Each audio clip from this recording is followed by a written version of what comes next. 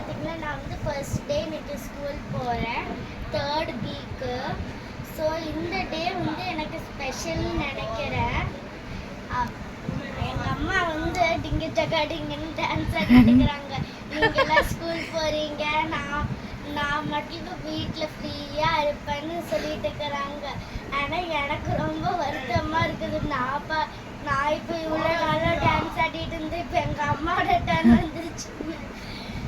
இப்போ வந்து ஸ்கூலில் போய் நான் நல்லா படிக்கணும், எழுதணும், சாப்பிடணும், வந்துடணும். அப்படி தான் ஸ்கூல் வந்துருக்குறாங்க.